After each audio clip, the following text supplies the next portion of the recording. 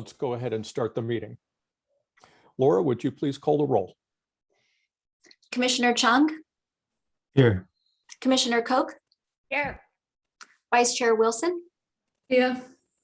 Chair Ross, Here. and Commissioner Sill will be absent this evening.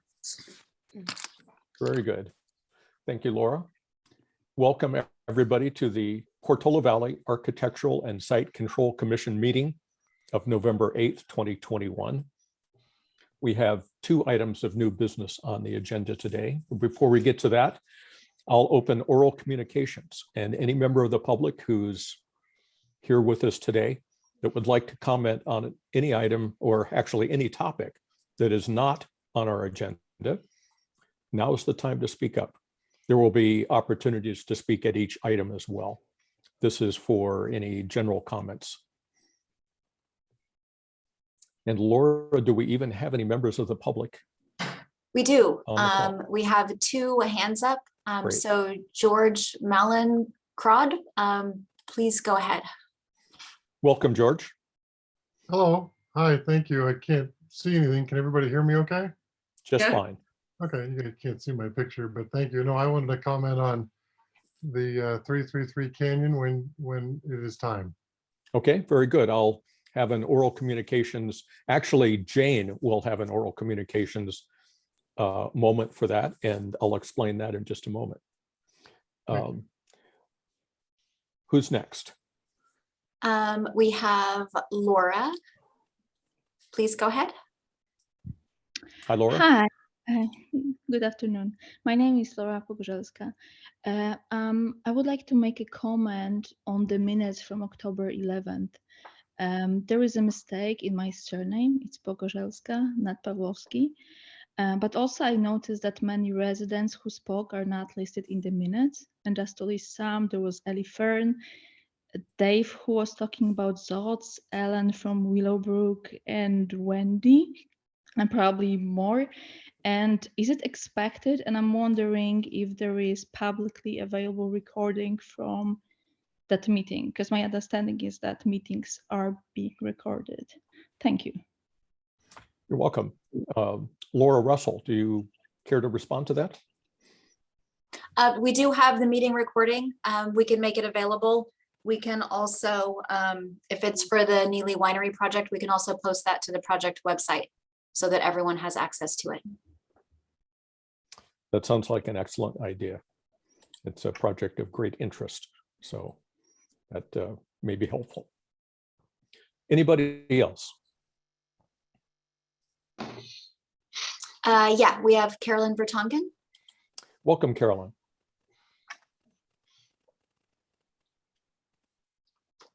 You may be muted.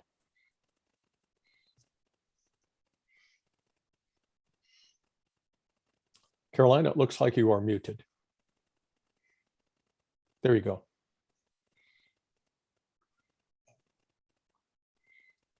Still muted. You need to unmute on your end, Caroline.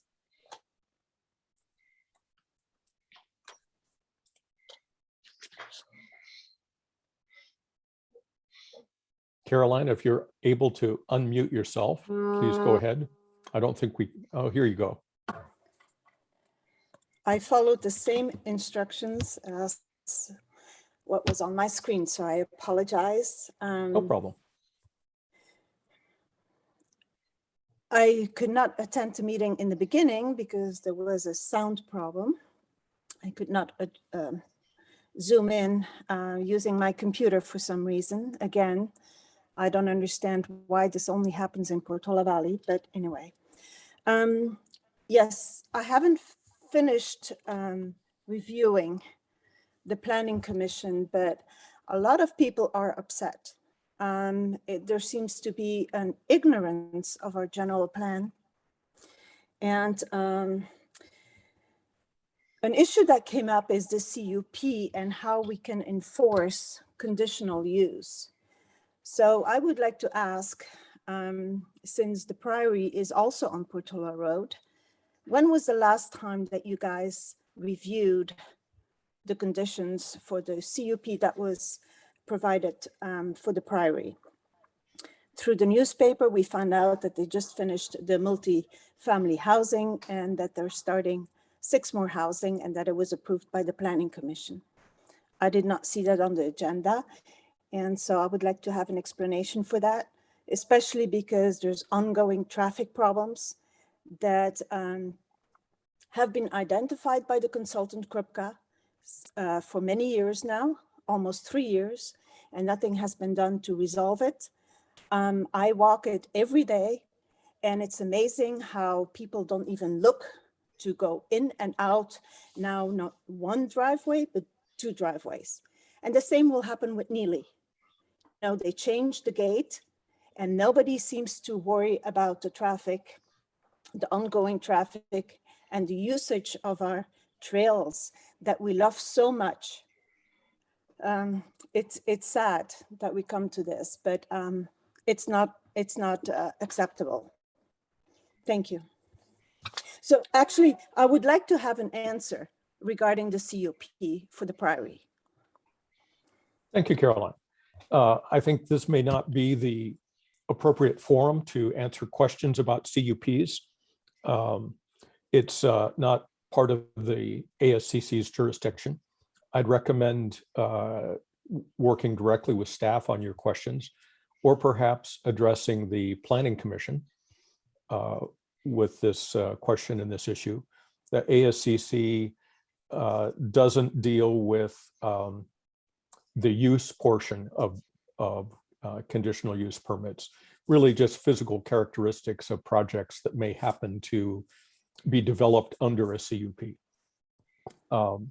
So as far as usage violations, all of those kinds of things, that's a great topic for the Planning Commission meeting, and perhaps directly for staff as well. Laura, do we have anybody else wishing to make comments? Okay, I'll close oral communications and open our new business agenda items. Item number 1 is the architectural review of an application for an addition and remodel to an existing residence. And it's before us because it would exceed 85% of the allowed floor area concentrated in the main residence. The address is 333 Canyon Drive. It's the Portner residence. I will be stepping aside for this discussion and action. I live within the prohibited boundary for participation by a board member, a commission member. So I'm going to turn this portion of the meeting over to Vice Chair Wilson, and I will step back at this moment. I will be listening because I'm curious how this will be resolved. Thanks. All right, thank you, Chair. So if we move on to the staff presentation for this item, 333 Canyon Drive, Laura. And Jake Garcia will be giving the presentation for us this afternoon. All right, thank you, Jake. Thank you, Commissioner. I'll go ahead and share my screen and get started here. The item before you tonight is for a request for an architectural design review approval for an addition and remodel of an existing single-family residence that would exceed 85% of the allowed floor area in the main residence and minor landscape improvements at 333 Canyon Drive. This 14,697 square foot lot is zoned R1 single family residential and is a corner lot located at the corner of Canyon Drive and Tan Oak Drive.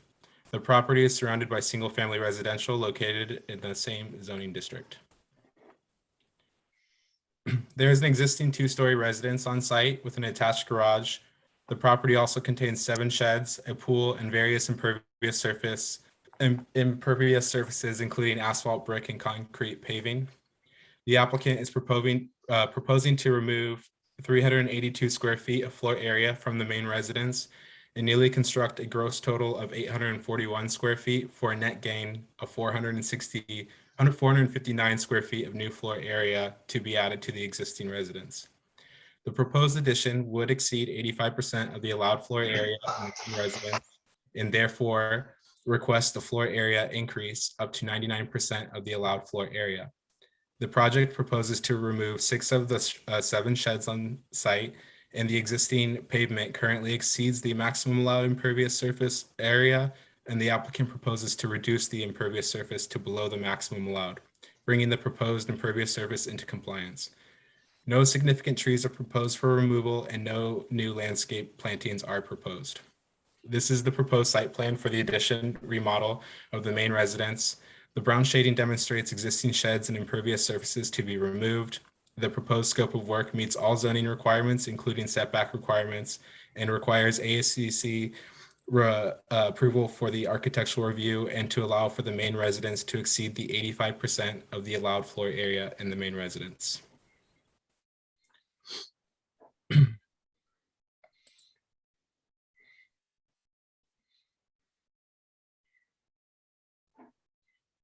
Starting first with the addition, here are floor plans representing floor area removal and addition. The above diagram demonstrates existing conditions, and the below diagram demonstrates floor area removal in orange and floor area addition in blue. The project includes 382 square feet of floor area to be removed from the main residence and 841 square feet of floor area to be added. That would be a net total of 459 square feet to be added to the main residence. The applicant is also proposing removal of 6 existing sheds, further decreasing the overall floor area on site by 349 square feet. Moving next to the elevations. The above elevation shows the existing residence, and the below is the proposed. The red box highlights areas of proposed work. Here's the front elevation. Here's the left elevation. Once again, existing on top and proposed on bottom. Here's the rear elevation, demonstrating the existing on top and proposed on bottom. And here's the right elevation, showing the existing on top and proposed on bottom. The proposed materials and colors would match the existing materials, including horizontal wood siding painted in the color antique pewter, red cedar fascia to be painted black, and windows and doors would be a dark bronze color. The proposed roof would be a standing seam metal roof or dark shingle roof based on material availability. And the proposed materials and colors are consistent with the design guidelines, light reflectivity values for roof, siding, windows, and trim. Here's the site plan showing the footprint of the proposed main residence in a red dashed line. As stated before, the project proposes to remove 6 sheds and various impervious surfaces, bringing the total impervious surface down to 2,901 square feet. That would be 803 square feet below the maximum allowed impervious surface for the site. Here's the proposed site plan, and the brown shaded areas are areas of demolition and are planned to be mulched afterwards. On your screen is the proposed and existing outdoor lighting plan. All fixtures are compliant with the municipal code. Newly proposed lighting includes 5 wall sconces located primarily at building entrances and 6 path lights along pathways on the site.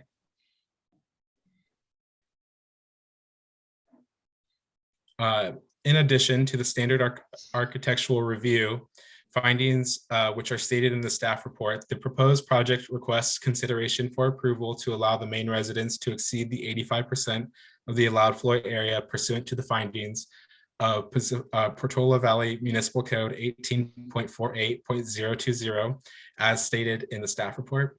The applicant has included a narrative describing how they find the proposed project to meet the required findings, and it is included as attachment 5 of the staff report.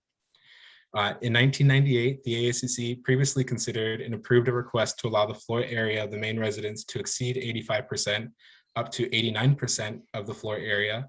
The ASCC may wish to refer to the prior ASCC decision by reviewing the 1998 staff report and minutes included as attachment 16 and 17 of this staff report. Notice was sent out to all property owners within 300 feet of the project site on October 15th for the October 28th ASCC meeting. And as you know, this meeting was canceled due to power outages in town. A second notice was sent out on October 29th for the new meeting date of today, November 8th. The applicant has conducted their own public outreach to the adjacent neighbors as demonstrated in the staff report attachments. 2 additional comments were received and attached to the staff report. Since the publication of this report on the November 4th, 2 additional comments have been received and shared with the ASCC prior to today's meeting for their consideration. The town staff recommends that the ASCC review the plans and staff report, consider public comments, offer feedback, and reach decision on the proposed project. Staff has prepared draft conditions of approval included as attachment 1 if the commission decides to approve the project. Town staff and applicant team are available for any questions by the ASCC, and the applicant team is available to introduce themselves and speak on behalf of their project. Thank you for your time. Right, thank you, Mr. Garcia.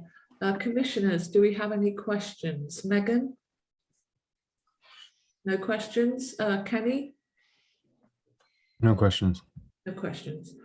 All right, so we'll move on, and I have no questions. So if we can move on to the applicant presentation, please. Sure, let me give this a try. Zoom also isn't necessarily always my friend. So let's see here. Can you all see my screen? Yes. Okay, wonderful. Commissioners, staff, members of the public, I'd like to start by thanking you for your valuable time and participation in reviewing our proposed project at 333 Canyon Drive. We have prepared a short presentation that we hope addresses the reasons and merits for the project and addresses some of the public comments received to date. Let's see, next slide. It's not allowing me to go the next dive. Up. It's just a lag. My wife, my 11 and 8-year-old sons, and our 14-year-old English Springer Spaniel stumbled upon 333 Canyon Drive. Originally built as a 2-bedroom, 1-bathroom cottage in 1947, the home had a single-story expansion in 1966 and a garage and a second-story addition in 1999, creating the 3-bedroom, 2.5-bath that exists today. While the house has amazing moments and deep character, the feedback we received from our realtor was that the house was a teardown. Its interior architecture was disorganized with separate bedroom areas that don't work for safety and security of a family with young children. But while most saw a teardown, we saw an opportunity to keep the original character, achieve our needs, all while reducing impacts to the neighborhood in comparison to a new ground-up home. Just a side note, we actually have in our possession the original 1947 blueprints from the property. So we hired a local Portola Valley architect, G&S Architecture, to design the project you see before you this afternoon. Please don't mind this owner's horrible drafting techniques that you see in this photo. First, we created a design charter to guide our design process and decision-making. We determined that we wanted to limit to the best of our ability any visual impacts to the surrounding neighborhood by nesting new mass into existing mass and matching existing architecture and color palettes. We tried and we were successful in eliminating any removal of mature landscaping and created a better property environment by significantly increasing pervious surface in comparison to existing. We wanted to create 3 bedrooms grouped together on a second floor for safety and security of our family, enhance the kitchen and dining room experience, and create an attached 4th guest bedroom for our aging grandparents. My mother happens to have Parkinson's. My mother-in-law happens to have early onset Alzheimer's dementia. So You've muted. You meant to mute, Josh. Josh, you've gone quiet. Josh? Josh. Mr. Portner? Mr. Portner? He's on a roll. Last time no one could see him. All right, Mr. Portner, you've gone quiet. Oh, okay, hold There on. we go. It was just after you mentioned your mother-in-law. Okay, Yes. my mother-in-law has Alzheimer's dementia. And so attached fourth bedroom is helpful for us in dealing with an aging generation. Furthermore, we wanted to enhance safety by replacement of the wood shake roof, which as you all know is like a tinderbox, an addition of a fire sprinkler system, and installation of compliant non-combustible materials, both inside the home and outside. While our proposed project meets all zoning regulations and requirements for the town of Portola Valley, the only part of the project we don't fully meet by right development is the town of Portola Valley's 85-15 rule. 333 Canyon, as existing, as staff mentioned, is at 89% AMFA as approved in 1998 by the ASCC. Properties in the neighborhood. Mute again. Mute again. Mr. Portner. Mr. Portner. Mr. Portner. I don't know what's happening. Mr. In the Portner, neighborhood. You're in and out. you muted again. Okay, can you hear me now? Yes, Yeah. it was just Okay. after you So is it, mentioned the first bullet point. Okay. It's okay. Properties in the neighborhood have been recently approved at 93% and 96%. Previously, projects have been approved to 100%. We studied a separate structure. It's actually included. It's page 21 of the staff report. However, we felt this option impacted the neighborhood to a greater degree than the proposed project. While we studied these two areas, this separated structure could easily be placed on either the rear or the east property line shared with 315 Canyon Drive. Furthermore, state of California setback rules have been changed in 2020, reducing the maximum setback requirement to 4 foot from the property line. Staff can attest to that. I'd like to go on and address some of the public comments. The renter at 315 Canyon Drive was kind enough to grant me access to the backyard. And this is a view from the backyard facing 333 Canyon Drive. While we understand that this home has been owned by the same property owner for an extended period of time, it is an exclusive rental property that in just our short time living at 333 Canyon, we have seen 2 different tenants occupy. This picture is taken from the seated area at 315 Canyon after the story poles were installed. In no case can you see the proposed addition at 333 Canyon from 315 Canyon due to the existing mature canopy already in place. In fact, the shed you do see in this photo is being proposed to be removed along with the corner of the first story that you see on the right-hand side of the screen in front of you.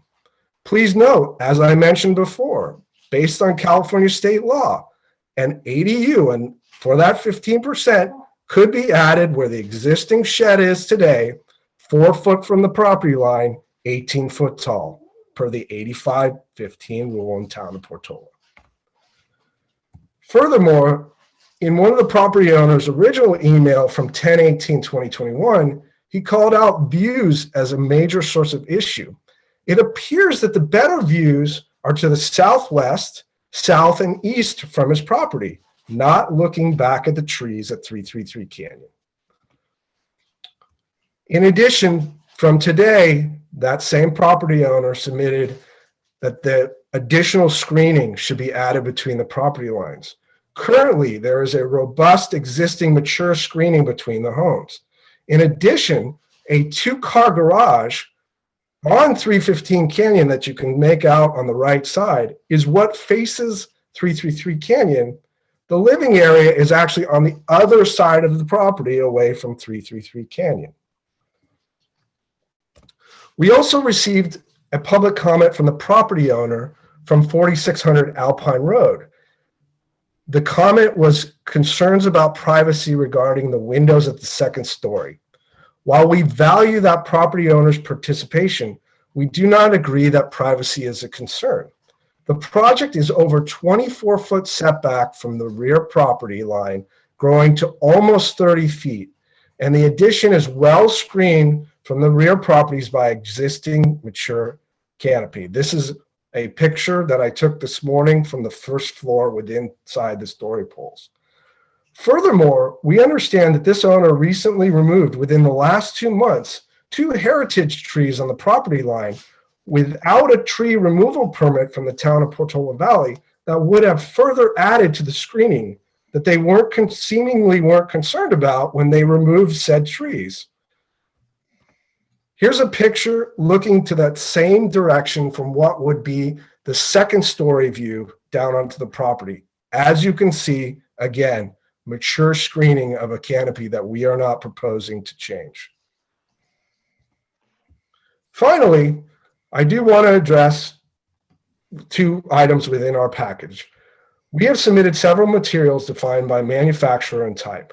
While things are starting to look better for the COVID-19, supply chains around the world are still affected. Therefore, we wanted to call your attention that there is a potential that both the roof on the upper roof only and the windows may need to be switched out to as equal products. In the case of the roofing material, we may need to shift to a composite shingle, and for the windows, it may need to be a different manufacturer. But these will be as equal products meeting the high quality standards required by the town of Portola Valley. Finally, for the pool, staff opined within the staff report that they believe the pool is legal non-conforming. The applicant believes that this may be a conforming structure, but did not have the time to fully research the historical documents in regarding to the pool because it is not within the boundaries of the proposed project. Therefore, as the applicant, we just wanted to state for the record that we withhold the right to challenge staff's comments in regards to the pool's conformance or legal non-conformance rating. Once again, thank you for your thoughtful deliberation this afternoon. I am here along with my architect, Rich Gillern from GNS Architecture, to answer any questions that you might have in regards to our project. Thank you very much for your time. Right. Thank you, Mr. Portner. Commissioners, do you have any questions? Kenny? I'm just curious. The pool status is conforming or non-conforming. If I understood correctly, there's no sort of difference in understanding as to whether or not it's legal. And the difference in understanding is whether it's conforming or non-conforming. Is the staff's position that it's not clear as well? Or is the staff's position that it's clear? Laura? What Laura Russell? Our determination was that it was legal non-conforming. We didn't do exhaustive research into it because it wasn't part of the scope. It wasn't under consideration for any changes. So we focused on the areas that were subject to changes and for the ASCC's review. Jake, did you want to add anything else to that? No, I just didn't think that we needed to concern ourselves with the pool status, do we? I don't think it's integral to your decision, no. Right, okay, thank you. Any other questions, Kenny? No, thank you. All right. Megan, do you have any questions? Sure. So it appears that there's 6 sheds out of the 7 being removed. Where on the property is the one that's remaining, and what is the usage of that one?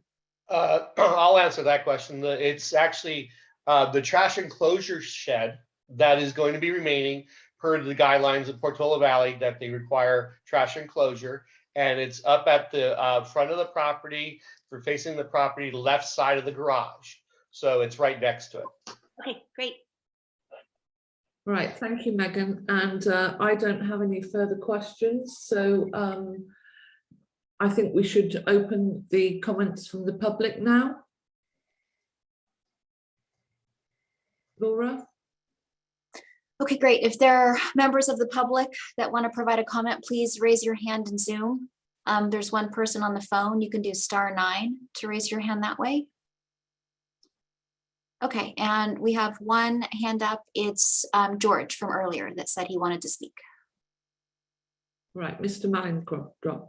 Well, Malincrot, it's okay. George is fine. okay. Can everybody hear me? I guess, okay. Yes. Good, thank you. Thank you for the opportunity to speak about this. We've owned 315 Canyon Drive since 1972. My mother bought it. I was raised there. After she died, I inherited the property. Yes, it's currently a rental. I've rented it out to actually 3 different families over in the past 2.5 years. People who are usually building their house in Portola Valley and need a place to stay. Eventually, I plan to move into the house. I'm very familiar with 333 Canyon Drive. I knew the house when it was owned by the Norton family, and then previously that Mr. Portner bought from the gentleman who I can't remember his name, but we referred to as the woodcutter because he has a wood burning stove in there that would burn wood 24 hours a day, smoking my mom out of the house for many, many times. I assume that wood burning stove is still there. I don't see it being addressed in part of these public comments, but Mr. Portner showed a picture of the house and the screening, and he is correct in that our plum tree is the only screening between the proposed bulk addition and our house. Unfortunately, what the picture doesn't show is the view. If you had panned a little bit to the right, we see currently what I believe is the 2nd story window that I think you showed in your picture. I'm not sure.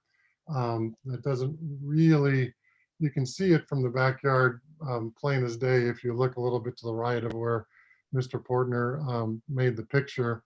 In 1998, we fought really hard to not have that 2nd story addition be placed as close to our property line as it was.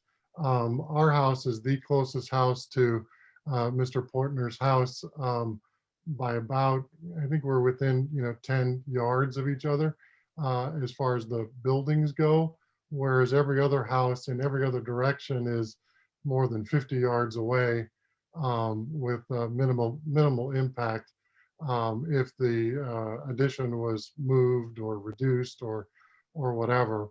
And then in 1998, the garage was also added, and that's within the setback currently, within 5 feet of the property line, which is why I think we should request that the property line be staked so we can see what's actually going on.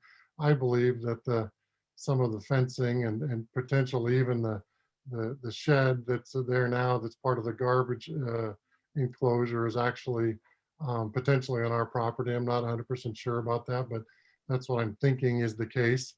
I know that all the oak trees that are mentioned there's a 13-inch oak tree and an 8-inch oak tree and a 7-inch oak tree. I know those are all on our property side as well. During that 1998 variance that was allowed to go from 85 or more than 85% of the allowable square footage to 89%, there was no screening required in this project, as Mr. Portner is offering. Again, there's no screening plan in place for that other than us maybe putting in more screening. I understand why they didn't put screening in 1998 because they had impervious surfaces and patios that Mr. Portner is proposing to take away. But the house is so darn close to where we are. I think it's really hard to put screening in on the existing. I do believe it's very capable of putting some mature, fast-growing screening if the proposal was to go through. And I think that should be a part of the plan. I'm not against Mr. Portner remodeling his house. I think it needs it. I totally think it needs it. In the area, everybody seems to be going into second-story houses. So, I understand why that house is second-story. I understand why he wants to build a second-story addition. I see more and more of that. My house is a single-story house. We've never tried to increase the FAR to anything above wherever it just was, but that's not really pertinent here. I do believe that, frankly, that and I'm a little not perturbed, but I understand what Mr. Portner is saying. He's threatening me with an ADU that's 4 foot next to the house if I don't like what he's doing now. I think that's a little offensive, but and I don't know if it's true or not. I would hope that the ACC or ASCC would not allow such a thing. You know, maybe I should put an ADU in my side yard, and then we can really have a great discussion. But I'm not planning on doing that either. I do believe that the structure could be moved more towards Tan Oak, and be less of a have less of the bulk affecting my property. Ideally, if that's not possible, or the ASCC sees that that's not a better design, I don't know why not. There's plenty of room there. They could make it a sort of an L that way without having other properties. There's enough area where they could do, plenty of screening. And I think that's a perfect, personally, a better design choice rather than making kind of a T out of the house, and being closer to my house, which is the closest house to Mr. Portner's house out of all of them. So really, that's all I have to say. But thank you for listening. Thank you, George. Do we have any other public comments, Laura? There are no other hands up. Just maybe give it a minute.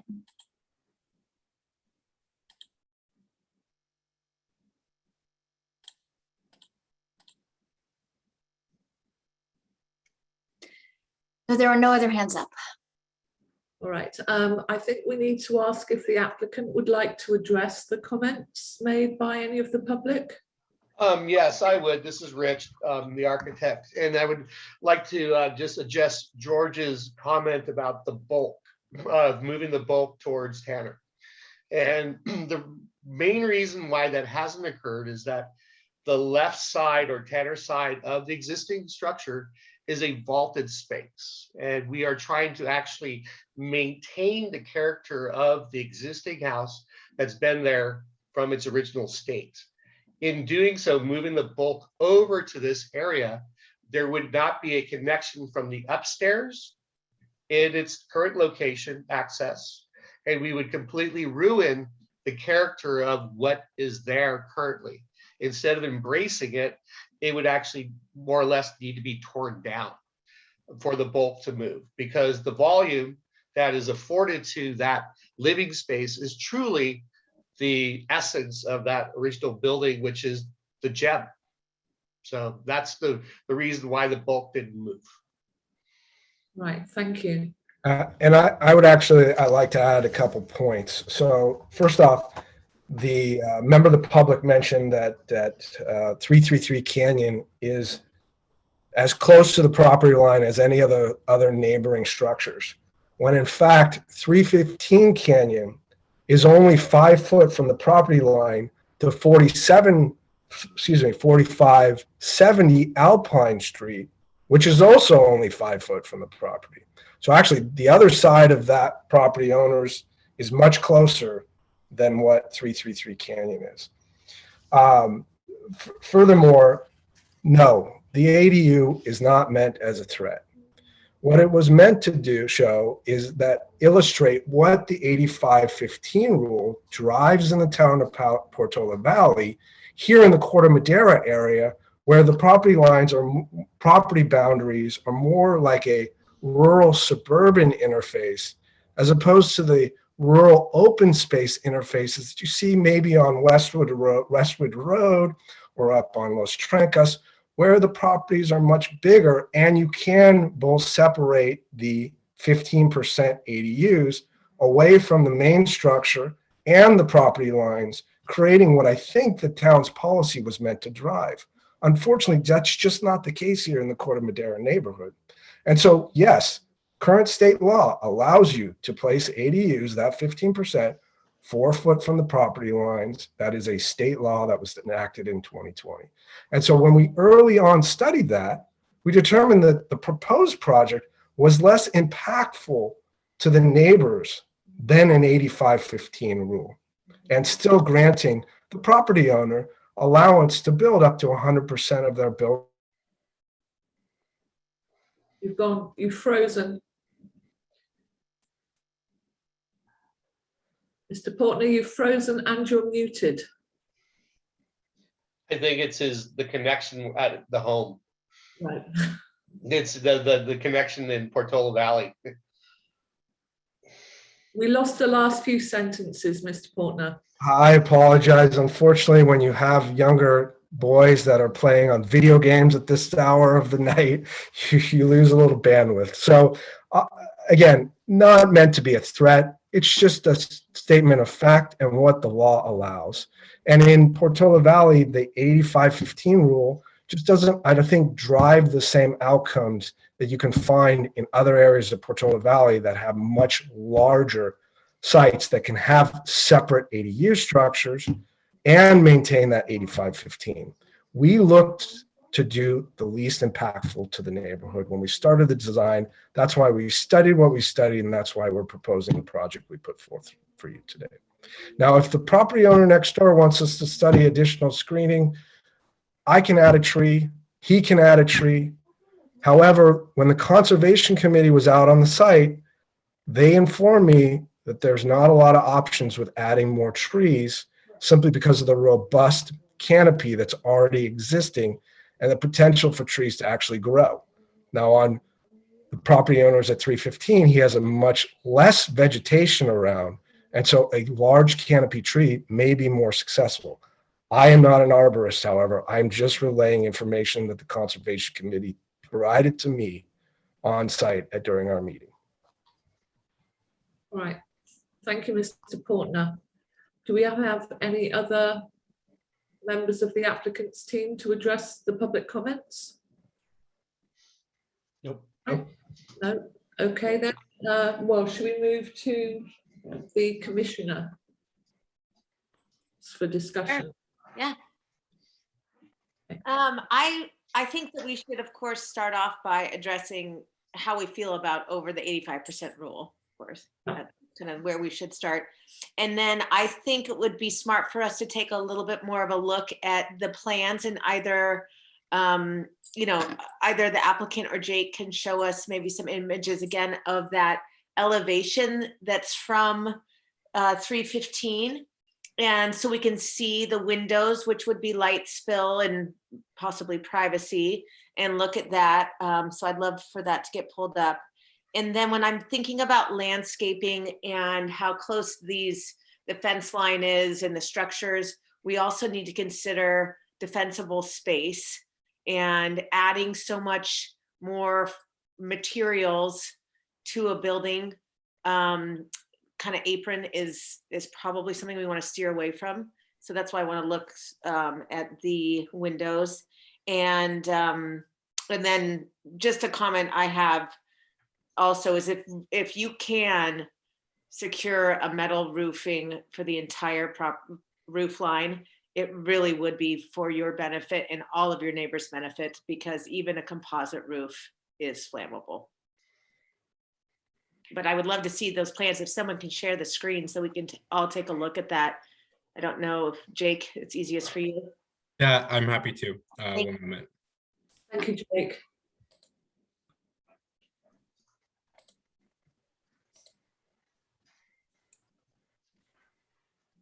This is the left elevation viewed from 315 Canyon.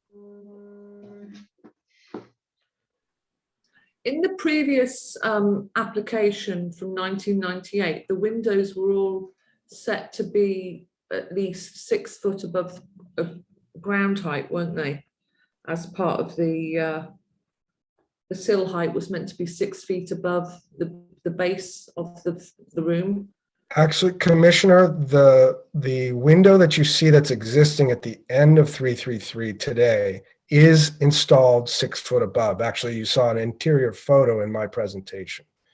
Right. However, the windows that are being shown in the addition are over 50 foot away from the property line.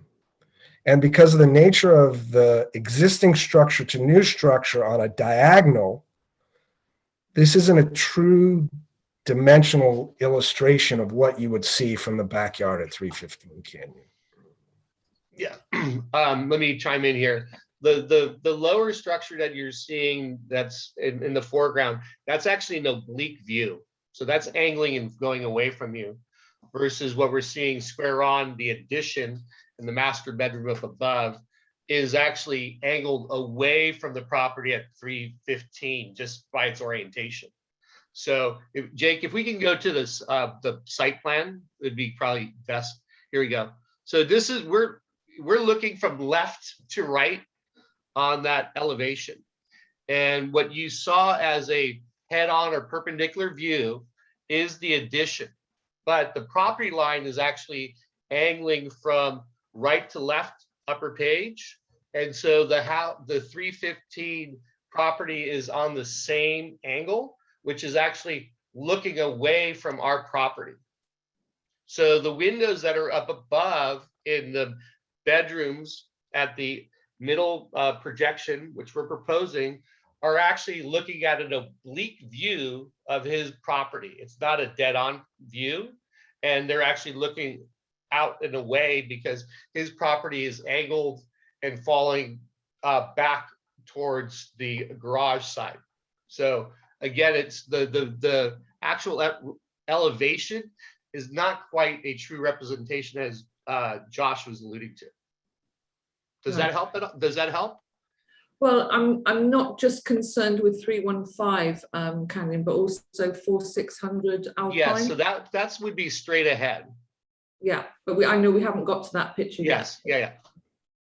So, yeah. But on that one particular view, so on the other side, Josh, you can answer to that effect because the grade is going away and the house is settled a little lower. The property, I should say, finished floor elevation is lower than our property. So we're not like at a parallel line looking in.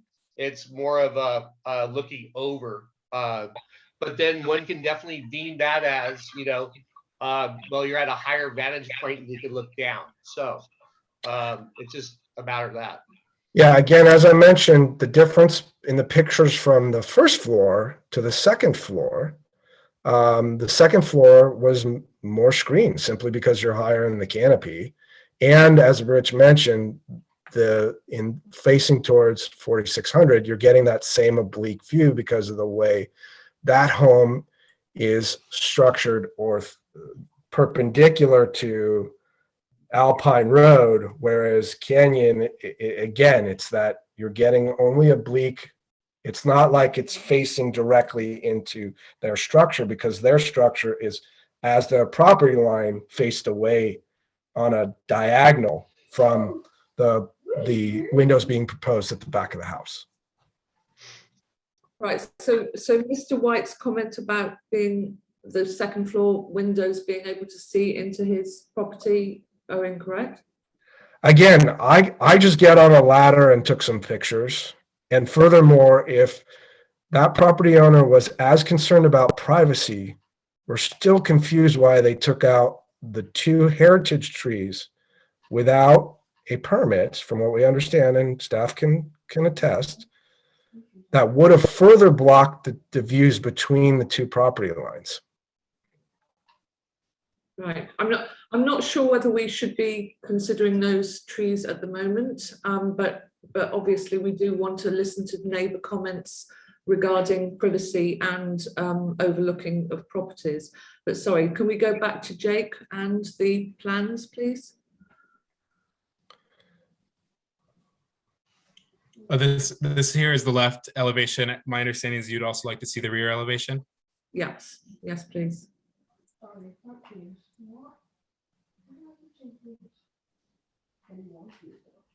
Yeah, I think that this is a good one to show how separate that second story that's an addition, how far away it is actually from 315.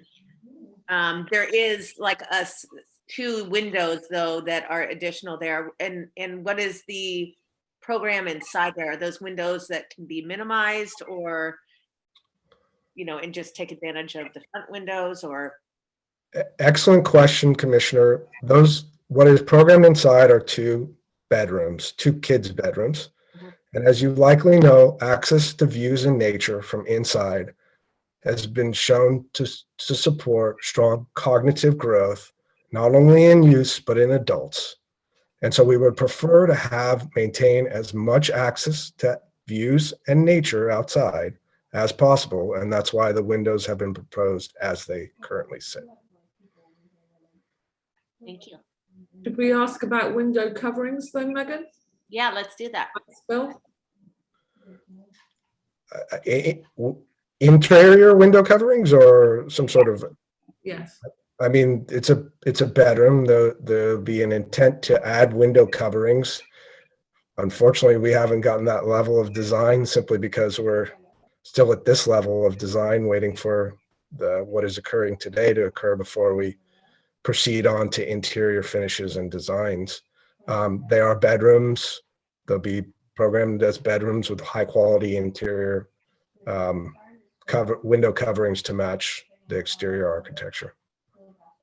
We do sometimes consider the light coverings because of light spill and obviously privacy from both directions. So that was why the question was asked. We will have eventually two teenage boys. As you may or may not know, teenagers do like their sleep. So we're as concerned with interior and exterior spill as possible because this is a south-facing orientation, which will get the most light throughout all seasons of the year. All right, thank you. And there are not any proposed skylights, is that correct? No, there are no proposed skylights. Good, good. Right. So Megan, did you want to see any more? No, I think this is really helpful. I know I'm good right now. Let's see what Kenny has to say. Right. Kenny? I guess I think Jane mentioned it. The thing that I'm wondering the most about is the neighbor from 4600, but on the whole, what I see is that what's actually being proposed to change is within the setbacks, and I can see why it's being proposed as is. I am a little bit confused about the difference in description of the proximity to the neighbor on Canyon Drive in terms of the potential impact and such, because my understanding is that from the plans and from the site visit is that a little bit of the mass directly adjacent to that neighbor is being removed and none is being added. So that doesn't concern me as much. As far as the mass that's sort of central to the property,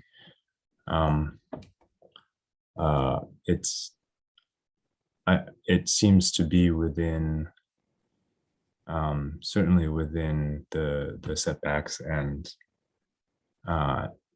in general, in terms of the overall effort to unify the massing of the house, that seems like a good thing.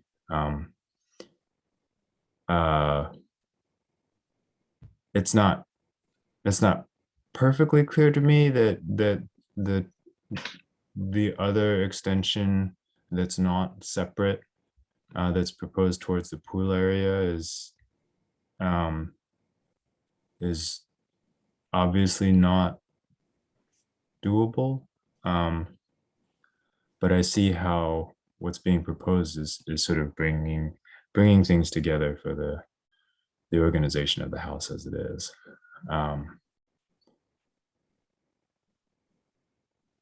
So it's already 2 stories. We try to discourage 2 stories where 1 story can be suitable. But I think I understand why it's being proposed as is. I think removing all of the other accessory structures seems like it will be a good thing for the property. And for the neighborhood, in my mind, those actually present a pretty significant component of fire hazards. And updating the finishes, in particular the roofing with Class A roofing materials, whether or not the metal roofing can be obtained. I believe that the applicant is self-compelled to do what he can to obtain the metal roofing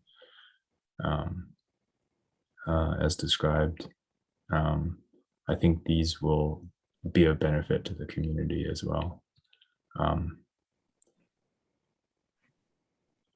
Overall, I think we have to say that the going back and forth between neighbors on what seems doable and what seems reasonable, and what's questionable in terms of what's supposed to be done and what's allowable. We always wish that happens before it gets to this stage. I think that should be said. It does appear that the applicant made an effort to do so, and it's just unfortunate that it didn't happen for whatever reason in terms of mail not being received and so on. But I think in a lot of cases we get things that could raise concerns that could be worked out before it gets to this stage, and that's kind of unfortunate. But at this point, I'm interested in hearing Jane's comments, but I'm inclined to recommend approval with the conditions outlined by the staff. Right.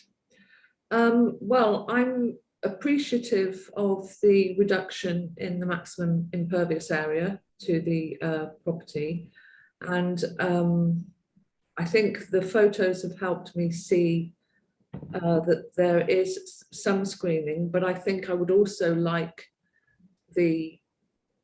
Portner and George to discuss potentially more screening at a later point when perhaps the building is complete, so that they can judge whether or not it is affecting the views.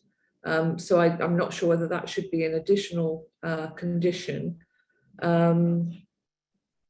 I also noticed that Conservation had recommended the removal of an incense cedar.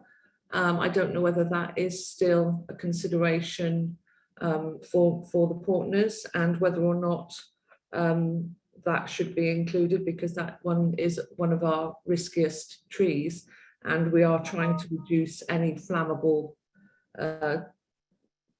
trees in the neighborhoods of Portola Valley. So I'm not overly concerned about the increase to the allowed floor area, because I think the plan has been designed well, and I would always like to see a remodel rather than a demolition and reconstruction. So I think we're at the point where we either want to discuss the conditions some more, or whether somebody wants to make a motion to approve and make the findings for the approval of this property. Yeah, Jane, I agree. I think we can make the findings that the floor area and not an accessory unit would actually be best for the program, not only for the family, but also for the neighbors, really. So I'm willing to make a motion here. So I move that we approve this project and allow the above 85% in the main structure with the conditions in the staff report, and an encouragement to the homeowner to try his best for the all metal roof and to work with neighbors you can do it even at framing time, you know, when you can frame where the house is, it doesn't need to be completed, to see if there is a tree that could be planted safely on either property. Second. All right. Any discussion? Right, so should we vote on this? Yep, we have a second. Kenny gave a second. Yeah. So all those in favour? Aye. Aye. No opposing? Motion carried unanimously. Any discussion? I think I did that in the wrong order. I think you got it. I think we have a vote with 3 ayes, so 3-0 in favor of the project, with the staff conditions and the preference for the metal roof and the applicant to work with the neighbor at the framing to see if an additional tree planted would increase the screening there. All right, thank you. Thank you. Right, thank you, applicants. Well, thank you again for your time. I really appreciate it. As Jake has alluded, we know that it's a process that you are doing on your own. So thank you very much. Thank you, commissioners Thank and you. staff. Dave, did you have a good nap? I did. Thank you. I sort of listened to it in the background, it drifted off a little bit. It was very pleasant. It's just nice to hear all your voices, you know. Oh. Well, so I'm returning to the meeting and just in time for item 2 of new business, which is architectural review of an application for first floor additions, a remodel of an existing barn, a new storage shed, and landscape improvements. This project is at 460 Cervantes Road, and it is the Alfaro residence. And I'm sure we have a staff presentation. We do. I would like to introduce Ralph Robinson. So he's a contract planner that's been working with us for a few months, about 20 hours a week. So quite a bit of time that he has with us now.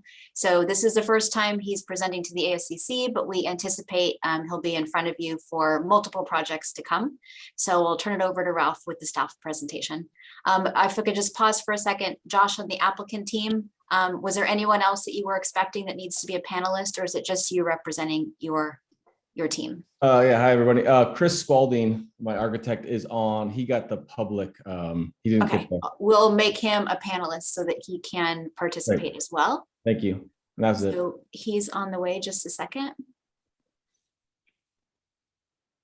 Okay, great. So we'll turn it over to Ralph for the presentation. Welcome, Ralph. And yeah, it's good to see you all and be here presenting to you all for the first time, and looking forward to, you know, hopefully doing this a number of other occasions. But with that, I will jump right in here.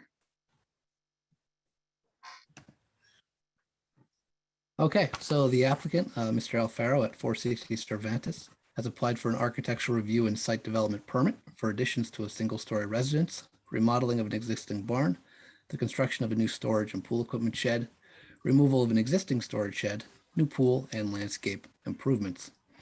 This application was initially deemed complete in late September and is scheduled for ASCC review. While preparing the staff report, it was determined that a square footage bonus was incorrectly applied, requiring revisions to the proposed floor area. Those were provided on October 25th. Staff also received some minor revisions to the impervious surface and cut and fill calculations since the publishing of the staff report last week, and I'll be going over those a bit more tonight as well. The project site is a 1.04 acre or 45,302 square foot lot located on the corner of Cervantes Road and Meadowwood Drive with access off Cervantes Road. It has an existing 3,461 square foot single-story residence with an attached garage, a 345 square foot storage shed, fencing, and other various impervious surfaces. The applicant is proposing to add a net of 1,207 square feet to the existing residence, converting the existing garage to living area, building a new attached garage, and expanding the living area along the front of the property. And you can see those proposed areas of addition shaded in dark gray here. The resulting house will be 4,668 square feet in size, with 4,192 square feet of living area and a smaller garage footprint of 476 square feet. They're also proposing to remove an existing storage shed and construct a smaller 134 square foot pool equipment and storage shed, as well as add 193 square feet to an existing 497 square foot barn. Altogether, the resulting 85% AMFA of 4,668 square feet and total AMFA of 5,492 square feet will trigger the use of the 5% single story bonus. Cut and fill related to this project will total 250 cubic yards. Note that that is an edit from the 280 cubic yards noted in the staff report. We'll go over that a bit more tonight as well. Here we see the existing floor plan for the main residence. It consists of 2,634 square feet of living area and an 827 square foot attached garage. Here we see the area shaded in blue, which are slated to be remodeled, and the new additions here in green. The net result will be a larger living area and smaller garage to accommodate the needs of the applicant's young family, which I'm sure they will speak to in more detail during their comments. So the Great. project will result in a reduced front yard setback for the main residence, though still within the required setbacks required by the town. Rear and side setbacks will be consistent with the existing house. It'll also include a very modest increase to the maximum height of the residence of 3 inches in some areas. It is otherwise within the required height limits to qualify for the single story AMFA bonus. For accessory buildings, here we see the remodel in addition to the barn. Improvements are intended to provide more usable play space for the applicant's young children. The building height and materials used will be consistent with the existing conditions. And here we see the elevations here. And here as well for the pool and equipment shed, which will be slightly recessed into the slope along this side of the property, which is intended to reduce the visual impact on the neighboring property, as well as allow its location near the other uses of the property. So the materials to be used conform with the requirements of the town code and design guidelines. And these are also consistent with the existing conditions on the site. The residence barn and storage shed will make use of the same shingle roofing and board and bat siding. The new attached garage, in additions to the living area, will also incorporate this stone veneer in a few locations. Impervious surfaces on the site will total 7,589 square feet. Note that that is a slight reduction from, I believe, 7,620 square feet noted in the staff report. So this will include 1,263 square feet of artificial turf area. They've also proposed to fill in existing gaps in the wood fence encircling the property. You can see those areas of additional fence in the darker outline along the perimeter. The Conservation Committee reviewed these plans and suggested the applicant reduce or remove the artificial turf area, and also suggested reducing the fencing around the property. The applicant has decided to keep the turf and fencing in place as they proposed. They may wish to speak to that decision in more detail. I believe related to the fencing, it was related to safety considerations, again, with their young children. The Conservation Committee also suggested changes to the species used in the landscaping plan. The applicant revised these plans to include more native species and reduce the area of irrigated planting. As you can see, these plantings are focused in the back left corner of the property, intended to provide privacy for the pool area and reduce the visual impact of that area on the neighboring properties. We also have grass lawn and some native meadow planting proposed. No significant trees were removed as part of this project. You can also see the project is close to its total water allowance, which the ASCC may want to provide comments on. The applicant provided a recent update to the cut and fill estimates. So reducing the cut and fill from 280 cubic yards to 250 cubic yards. The pool excavation will also require the removal of 240 cubic yards. So hence resulting in that total off haul of 410 cubic yards noted here. Exterior lighting is provided along pathways at doorways, in the pool, under the outdoor barbecue counter area, and recessed and covered porch areas. These fixtures were revised per the recommendation of planning staff to reduce the output of the fixtures. Staff has found the current proposed lighting is in conformance with the requirements of the town code and the design guidelines, and is restricted to where necessary to help for safe navigation around the property. Staff received one public comment from Ron and Lisa Hennefarth, who are the neighbors at 470 Cervantes. That is included as attachment 16 in the packet. Comment was concerning the location of the pool and accessory structures, the degree of landscape screening provided, the proposed landscaping and lighting, and whether the project would include solar panels for heating the pool. The applicant, Mr. Alfaro, went and spoke to the Hennefarths on October 22nd, and I heard from both him and the neighbor that conversation helped to allay their concerns. But Josh is also here to speak to the nature of that conversation a little further. So in conclusion, staff has concluded the proposal meets the 9 required conditions outlined in the staff report. 1, that the structure designed to minimize disturbance to the natural terrain. It consists primarily of additions to an existing single-story residence. And the shed, as we mentioned, is going to be slightly recessed, which will reduce visual impacts and allow that structure to be located near the other developed portions of the property. 2, existing vegetation is preserved to the maximum extent possible. As noted, no significant trees are removed as part of this project. The landscape plan was also revised to include no more native meadow plantings, although the ASCC may want to comment on the amount of irrigation used. 3, the structure is designed and located to allow adequate light and air for itself and neighbors. Again, this is a single-story residence and will comply with all the height requirements associated there. 4, landscape screening and fencing preserve privacy and mitigate adverse effects on neighboring properties. There's an existing wood fence, which is proposed to be extended along the rear portions of the property line, and the existing proposed landscaping will assist in screening as well. 5, entrances, exits, and internal circulation are cited to promote traffic safety and ease and convenience of movement. The house, parking area, barn, and shed are accessed from an existing driveway. Internal pathways create safe and easy pedestrian circulation to the pool and other impervious areas. 6, lighting is located in fixtures chosen to promote public safety but minimize effects on adjoining properties. So again, fixtures will direct light downward, and the applicant also revised those fixtures to reduce the amount of lumens and light output. And the quantity and location are sufficient for safe internal circulation on site. 7, planting and site design mitigate the problems of drainage and soil erosion. And again, we saw the proposed irrigation complies with the town's wheel requirements, though again, you may want to provide comments there. Number 8, materials and colors are compatible with the rural setting of the town and the surrounding landscape and structures. They are also consistent with what is currently on the site.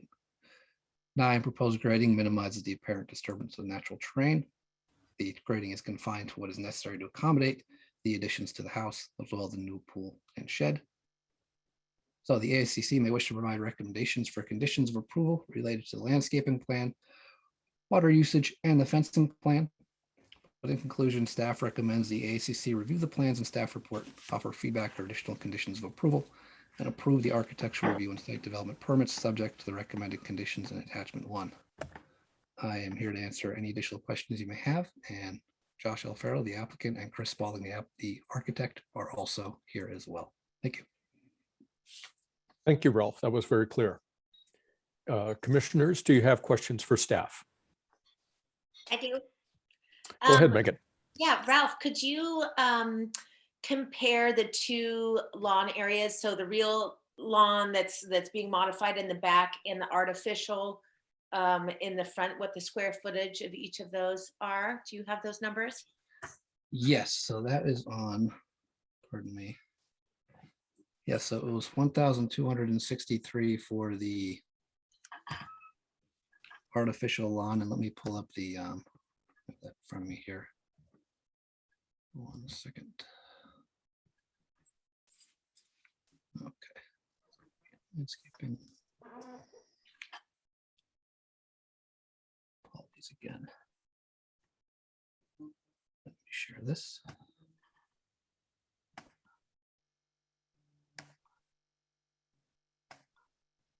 So here is the full landscaping plan, which hopefully you can see well enough here. Let me zoom in a bit here on these figures for the plantings. Okay. All right, and as we can see here for the lawn, it is 1,147 square feet of Bolero Delta bluegrass, and then we have 623 square feet of native meadow plantings as well. And what's going to be seen here, shaded lawn area, and then the lighter meadow portions. Thank you. That was my question. Thanks, Megan. Jane, do you have any questions? Mine was about the lawn as well. It looked like we've got some artificial turf in the back area and some at the front. And then the numbers seem to be different. I mean, there was one that was 1147, and then there was one that was 1263. So I was wondering which one was right, or whether they were both added together. So the 1263 is the artificial lawn portion in the front. So that's not here. It would be within this white portion. If I can mark this up here. Kind of scribble around here. So this is where the artificial lawn, the 1263, and then here is the 1147. Okay, so it's not. Which the one in the back is a real lawn, Jane. Yes. On some of the plans, I saw it being artificial turf as well. Yeah, you're correct. That was changed. So right now the plan is to have the real lawn in the back and artificial in the front. And I could explain why whenever you guys need to. Right. But yeah, Okay. right now it's the real lawn in the back. Real lawn is the back and the artificial at the front. Correct. And the front one is 1263 feet. Yeah, Ralph, that number on the front, the artificial turf got shrunk a little bit as of the impervious calcs that we had to go through. So it might be a little bit smaller. It looks a little smaller in that rendering, but it's around that. All right. And then and then also with the fencing, the 6-foot fencing all the way around, I know that there's split rail at the front. The 6-foot fencing, if you go back up left there, it's just the top corner by the pool, like we were talking about the screening. So it's an existing 6-foot fence all the way to, call it up right there, and then the other way down right there. That's the 6-foot fence that's going to continue. And actually the one that's going from Cervantes, the first one you marked up, Ralph? Yep. That one was the neighbor that I went over to his house and we talked, and he has a bunch of vegetation up there. So we both decided that we don't need a solid fence there, just to add the vegetation that I'm showing, and he was good with it. Right, so the fencing isn't actually going to enclose the property totally then? No, it's a strip rail, on 3 sides right now. It's just the back side. Right, okay. And also, have you thought about any soundproofing for the pool equipment shed? It is going to be fully enclosed, doors, windows, roof, everything. So that was the point. And again, the neighbor had a concern. The point of that shed was to enclose it also. The sound is minimal, if anything. Right, great. Okay, thank you. Yep. Thank you, Jane. Kenny, do you have any questions for staff? No, I don't have any that haven't been asked. I'm curious as to I'm a little bit perplexed about, I think of artificial turf as being a way to avoid maximizing your water use, but so I'm a little bit perplexed about that, but that I think is a question for the applicant. So I guess that he will explain this. Yeah, so Great. Hold on just a second, Josh. Yep. In just a moment, I will give you the floor. Got it. Yep. And you can make all the presentation that you'd like. I don't have any questions for Ralph or anybody else on staff. So let's go ahead and hear Josh's presentation. Please go ahead and explain all of this to us. Yeah, sorry, I don't have a presentation like the no problem. The previous Josh did, but Ralph, maybe if you could just share your screen, kind of the plan. I can kind of walk you guys through our thoughts. So thank you for your guys' time. So my wife and I bought the house about a year ago. We used to live on Alpine Road, the second house past the Brown Church there.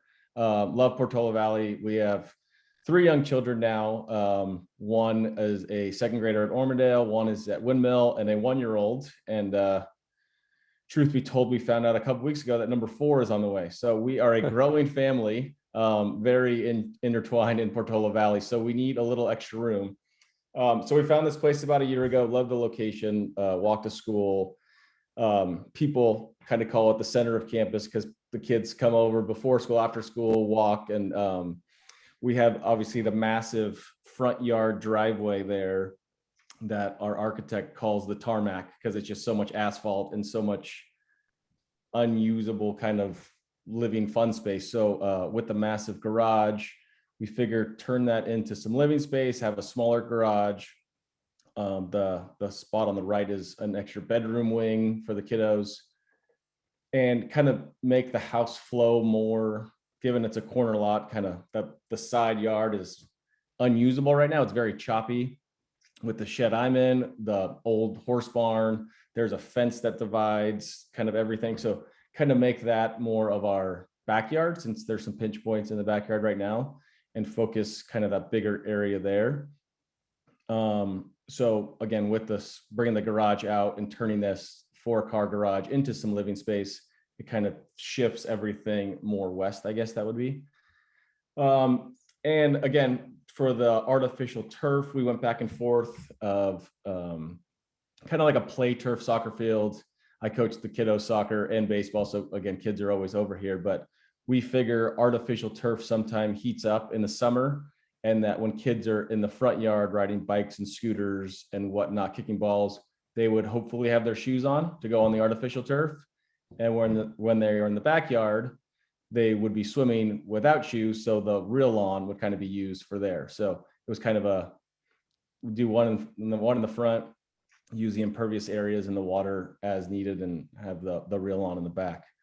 Like Ralph had mentioned, the barn is it's a real barn right now. We're gonna turn it into the kids' kind of pool house getaway, kind of fun zone, and add the pool back there. So I did talk to the neighbor right away. Ralph sent me a note. I went over there. Very nice fellow. Came over, walked into the plan, showed him the landscaping plan, and kind of told him, as much as he doesn't want to see us, we don't want to see him with the kiddos running around. So showed him where the trees are going, the plants are going. He seemed totally fine with it. Again, that fence, the solid fence, I don't believe will be needed because his vegetation is kind of grown in there. So if I add on my side, I think it'll be better than a solid fence. But the only solid fence of privacy would be in the back corner there.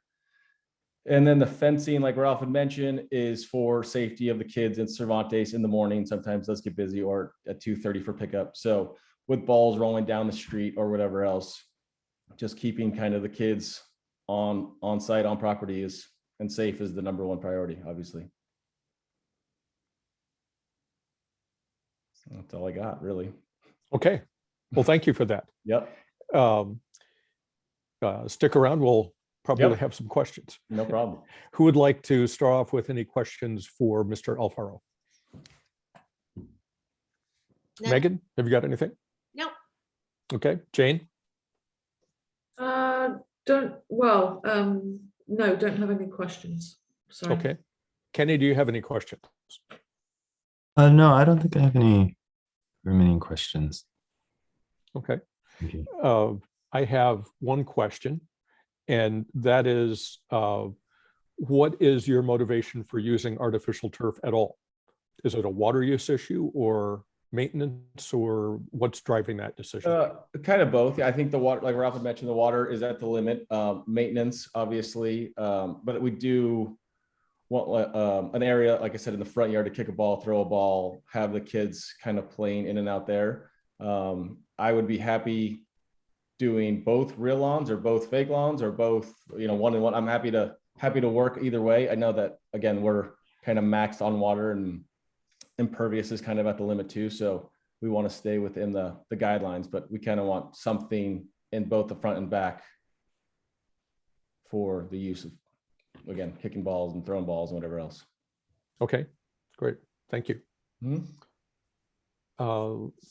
Let's see. Let's open the public comment section of this item and invite any members of the public who would like to speak to us about this application. Raise your hands and Laura will call on you.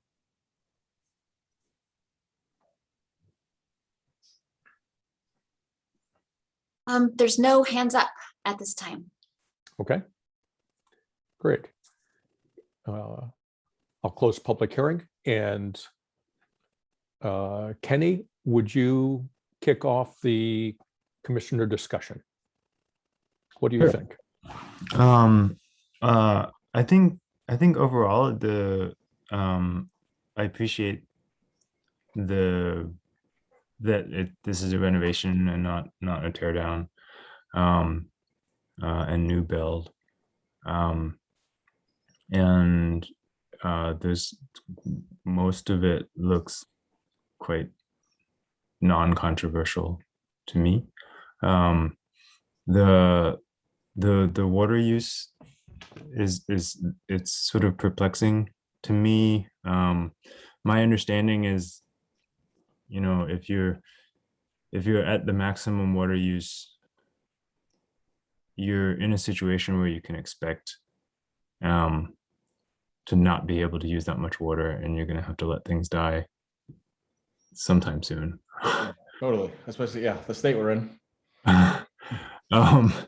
So it's a little bit weird to see somebody planning to use their maximum water use, because it's not. I think we sort of understand that it's not going to work out, but I think that's not really a reason for us not to approve this. So Kenny, real fast on that, I asked the same question to my architect, because I know we're all going to get cut every couple, and Yeah. he said it's kind of the max when they're planting and establishing for the first couple of years, and then they go native, and then you don't have to use water. So I asked him the same thing, because it's kind of silly to put it in. Bob Cleaver is our landscape architect, who I think does a lot in PV. So he knows this, and I asked the same thing. That's why between artificial and lawn was going down every year. So Okay. Okay. You were cutting in and out. I don't know if that was the case for everybody, but I think I understood. I understood the argument that it's just to get things established. yeah, sorry. Yeah, So in that regard, that's provided that you're following the recommendations of the Conservation Committee. Again, I'm interested in hearing my fellow commissioners' comments, but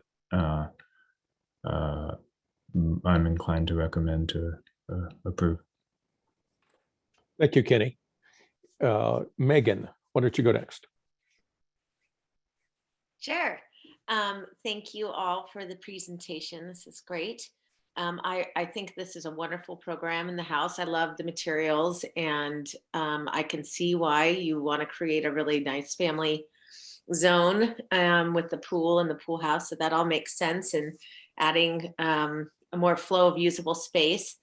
The artificial lawn does trigger and be just a little concerned about the aesthetics of Portola Valley. So if you do really want to have an artificial lawn, my recommendation would be that one would be the one in the backyard, as the front yard is so visible, and we all hike there, we all walk there. This is, you are in like the center of Portola Valley. Center of campus, they say. Yeah.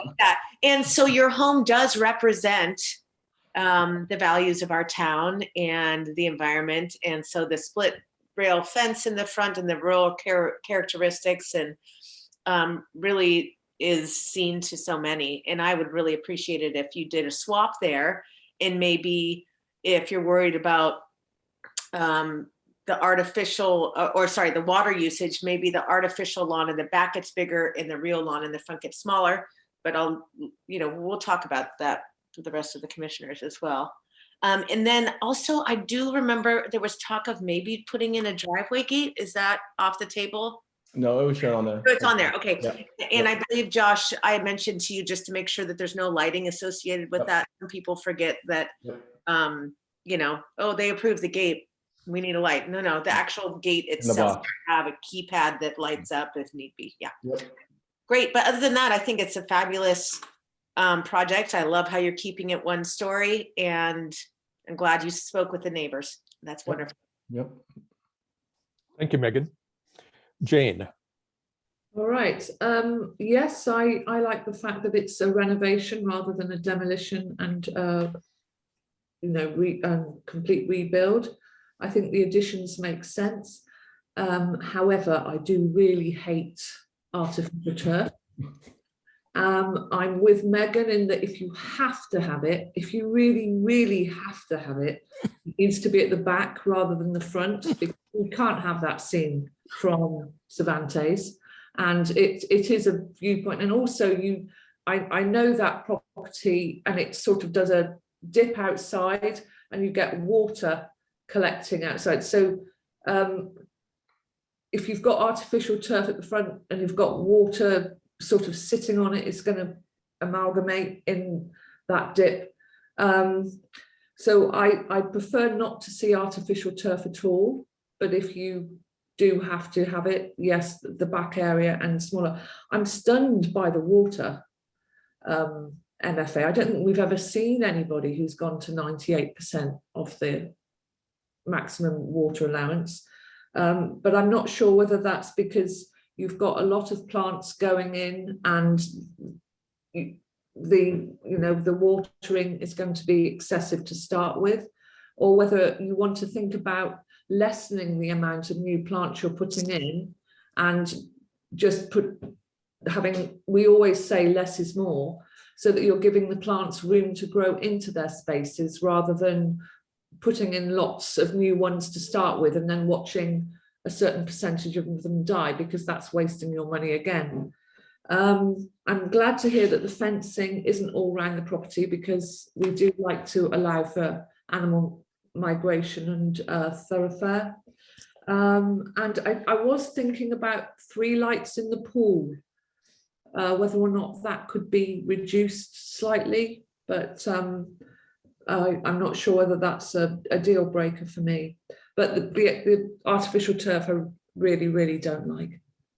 Okay. No, I don't like it either. Is it the water? And I'm happy to talk to our landscape architect if maybe he does a calc in year 2 or 3 of what the water compared to initial would be. I'm not sure, but I'm happy to talk to him about that for sure. I don't want to pay the water bills, and like I said, water's only going to get depleted more and more. Right. Okay. Thank you. Thank you. Thanks, Jane. Well, I agree that this is fundamentally a very good project. The changes are very compatible with the existing structures on the site. And I appreciate getting a tour a few weeks ago. So thank you very much for that. You're welcome. I really like the way you're reusing the barn. It was built and used for housing horses, and it served its purpose really well. I think it's going to have a new purpose, and it's going to serve that purpose very well too. It's going to serve monkeys now. Yes, and having it a little bit separated from the house may provide you a little bit of peace and quiet from time to time when you need it. Congratulations, by the way, on Thank you. New addition to the family. Yes, thanks. So overall, very positive. I agree with Jane. I think you might ask Bob to consider just sort of cutting back a little bit on the density of planting in order to reduce the water use. Another thing you might consider, especially since this is for establishment purposes, the water use, instead of installing an irrigation system for some portions of it, you might consider doing some selective hand watering. And that way you can monitor the, how well plants are being established, how long they need to be watered. There are all kinds of great products to assist with this. You can put I think there are stakes you can put in the ground now that measure the moisture content and will, send it to your phone. Oh, wow. Alert you if the shrub in the backyard needs watering. So ask Bob about those kinds of options for reducing water use. You might also save some money on installing an irrigation system that's larger than you're going to need, except for the first couple of years. Right. And so that might be a place where you can sensibly cut back, save some money, and allow you to not have to use artificial turf at all.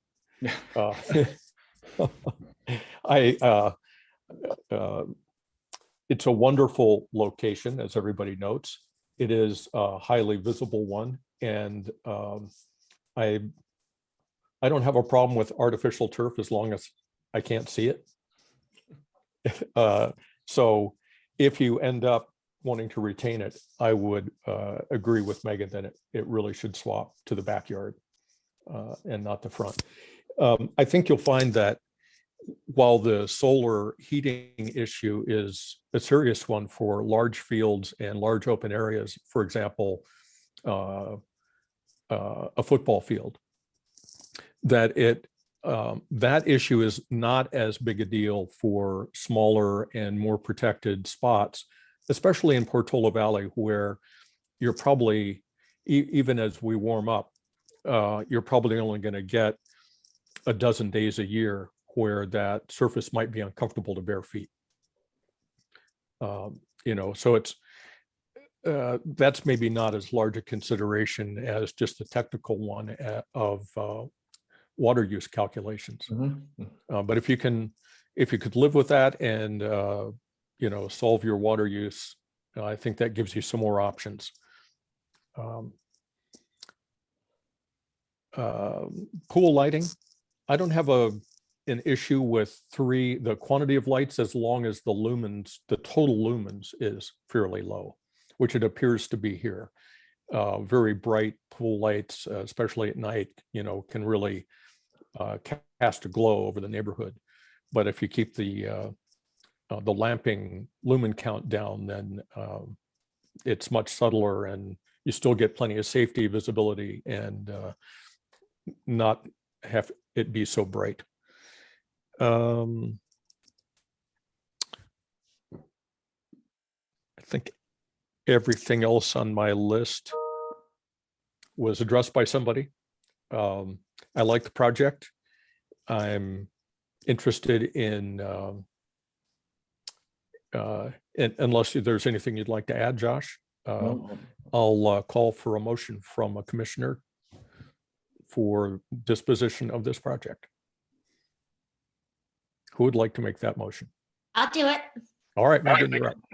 Okay, I'd love to make a motion to approve this project with the staff consideration in our reports here, and the recommendation that if artificial turf does need to be used or desired, that it is moved to the back side of the property.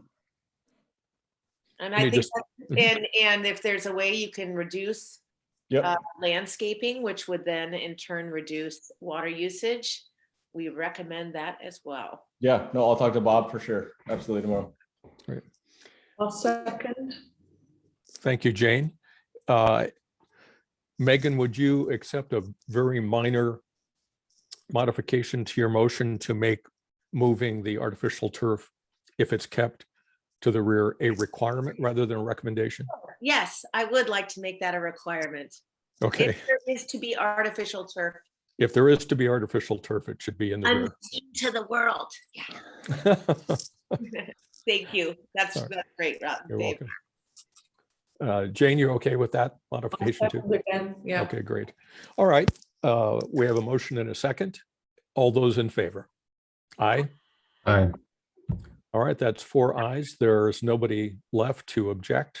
So that passes 4-0 with one abstention. One absence of Al Sil.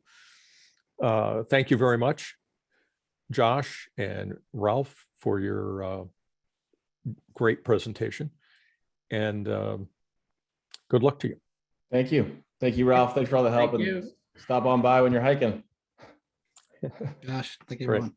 See you guys. All right. Thank you all. Thank you. Bye-bye. Bye.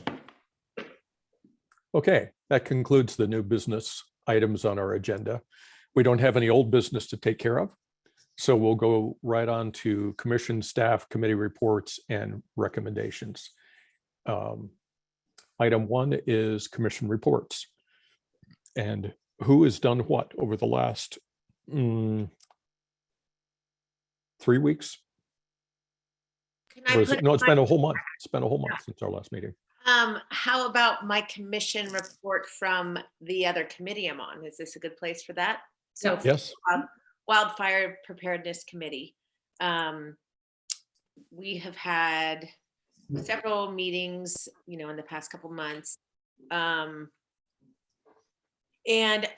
it's become a lot more of a time commitment than I'm comfortable with. I simply can't do it anymore. We have 3.5-hour meetings on top of all the other commissions and boards and raising 2 children on my own. You know, I can't do it any longer. And I do recognize that it's really important for an ASCC member to be on that committee. As I could tell from a lot of our meetings, you know, Jeff, Alps, and myself seem to know a little bit more about how town government works and how ideas need to be dissected, to be presented, to see the full effect of a decision. Okay. But I just can't do it. I'm just struggling with this meeting. It is once a month, and my meetings have gone to 4 hours. And I just have too much on my plate right now. So I would love to see if Kenny would be interested in joining this committee. I know Jane has served on this before, but oh no, Jane, you're doing the Stanford project, so you're quite involved with that. And I know that Al served on this before as well. So I was thinking, Kenny, if you could check it out and see what you think about it. And I'm sorry, through the chair, you shouldn't Laura. officially make an appointment because we didn't put this on the agenda. Oh, okay. Right. But you're free to report on it, and we would put it on the agenda for future action. So we're putting it out into the air right now. Great. I am honestly inclined towards doing this, but there's no way I'd have permission from my wife. Yeah, I get it. It's time from the kids. Okay, well, good. I've talked to Jeremy, I've talked to Sharon and Michael, who is you know, running these meetings, and they know that I will be stepping out for 2022. Great. Well, thanks for that report. Is there anything of substance to report? It sounds like your main role is assisting people understanding more procedural issues Yes. rather than the sort of content of Yes. fire prevention and protection. Absolutely. There's some great people on the committee doing the detailed investigating of different materials and modeling and all this studies and lots of research. Really brilliant people on that team. But where things have stalled, I would say, is that an idea would be presented for discussion on the agenda to be sent to, you know, planning in the town, and it just wasn't ready to go there.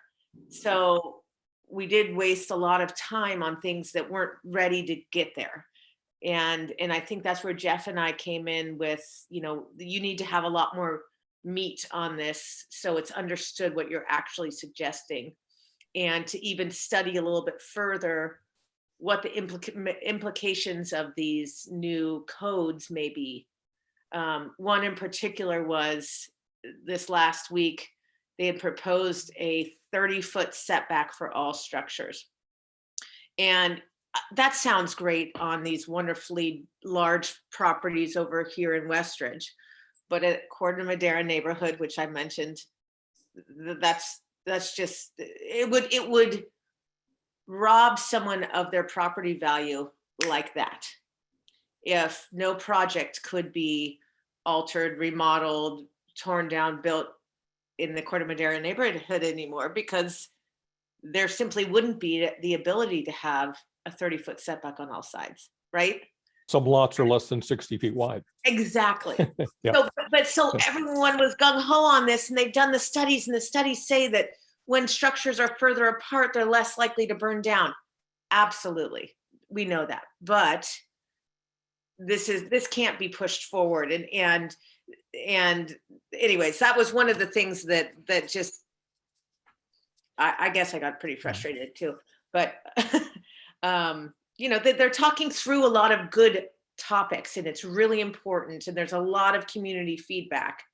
But it would be super important for somebody to know what questions to ask and how things need to be presented and really put together as something feasible for the entire community of Portola Valley. Well, thanks for that report. And Laura, if we can get this on the next agenda, that'd be helpful. We'll need to consider how to replace Megan's role for 2022. And just something I'll throw out there that maybe we can have in the discussion is whether the role that Megan is serving right now could be handled perhaps even better by a member of staff. I understand it's important for our body to get feedback or input from this, the proceedings of the Fire Prevention Committee, Fire Protection Committee. But it sounds like Megan is doing more of a, providing some guidance or helping provide guidance to that group about procedural issues. And especially with, I know we're going to talk about it, but housing regulations coming down from the state, there are also some things there that would play into any recommendations that they might make. So anyway, if we can get that on soon as possible next agenda, that would be very helpful. Got it. Thanks. Megan, any other activities over since the last meeting? Can I ask? All right, Jane. Sorry, I just Please. wanted to ask a question, whether or not we could whether or not it is possible for us to rotate the fire, as in one of us does it for, I mean, like take turns, all of us. I don't know whether that's an idea or whether that's just not consistent enough.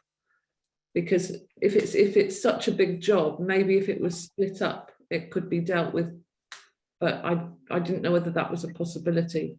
I have a feeling that new code is building code that we will certainly be hands-on with ASCC. So materials and vegetation and all of that will be coming soon. Okay.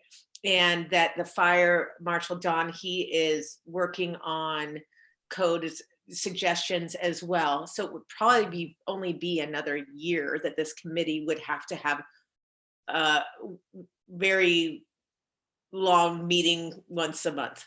I think after then it could be spread out more, so it wouldn't be as big of a commitment, but I could see through 22 being still a big commitment.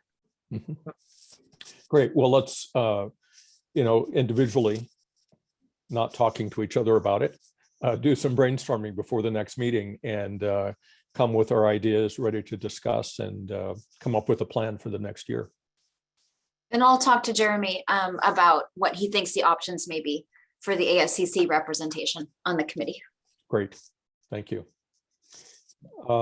Kenny, have you had any activity with projects over the last few weeks?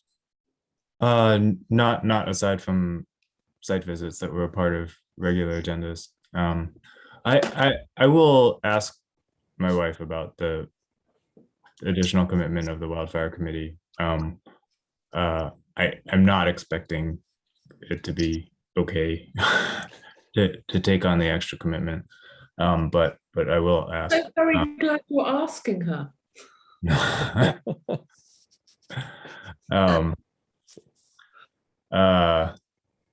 It does, in the back of my mind, it does, I do, in my professional work, I do a lot of things around policy and regulation,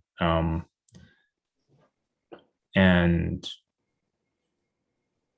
it does kind of sound like the bandwidth of having an ASCC member at these meetings isn't really necessary, and that there are topics that should be able to be raised and brought as items to ASCC meetings for a response. But it certainly sounds like, Megan, you were sitting on a lot of discussions that actually didn't really need you. So it sounds like there's some structure for feedback that could be introduced that allows us to do our part as the ASCC for that process without